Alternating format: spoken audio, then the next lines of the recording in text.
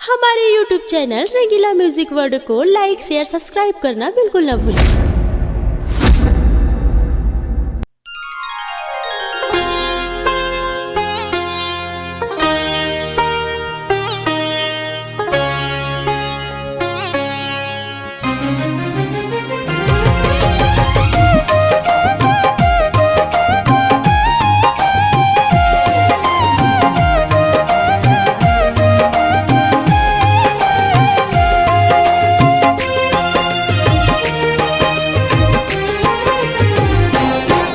कोई मन्नत मांगे कोई माला फेरे, कोई मन्नत मांगे कोई माला फेरे।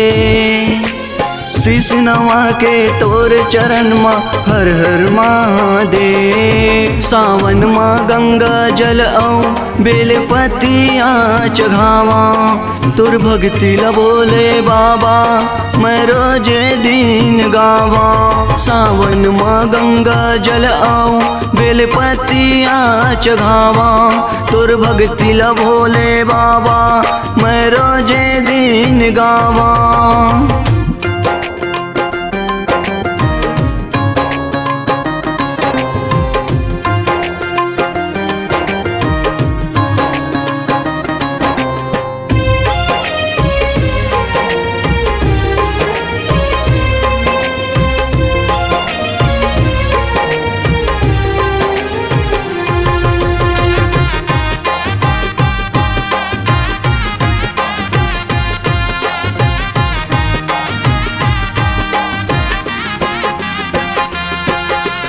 तोरिच नाम ल जापत रहता हर एक पल हर दम। तोर कृपा रहे भोले मोर ऊपर हर जन्म।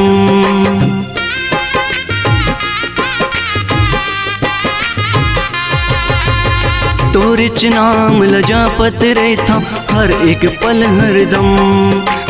तोर कृपा रहे भोले मोर ऊपर हर जन्म।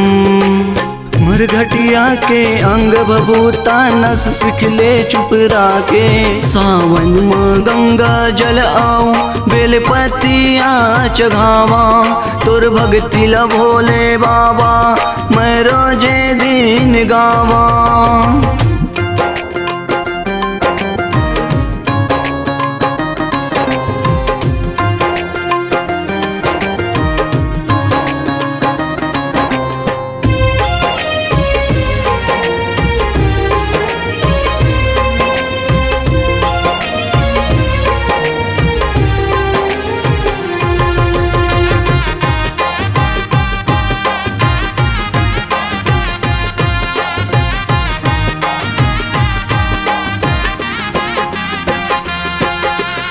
जटा जूटी भोला के शर्मा गंगा माई बिराजे।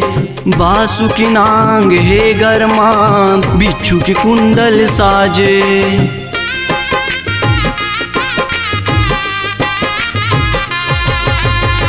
जटा जूटी भोला के शर्मा गंगा माई बिराजे। बासुकी नांग हे गरमा बिच्छू के कुंडल साजे।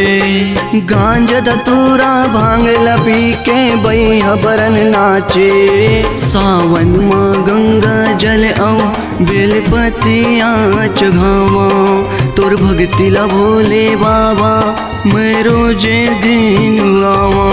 सावन माँ गंगा जल आऊं बेलपतिया चढ़ावा, तुर भक्ति ला भोले बाबा मैं रोजे दिन गावा। कोई मन्नत मांगे कोई माला फेरे, कोई मन्नत मांगे कोई माला फेरे। शीश नवा के तोर चरण माँ हर हर महादेव। सावन माँ गंगा जल आऊं बेलपतिया चढ़ावा, तोर भक्ति ला भोले बाबा मैं रोजे दिन गावा। सावन माँ गंगा जल आऊं बेलपतिया चढ़ावा, तोर भक्ति ला भोले बाबा मैं रोजे दिन गावा।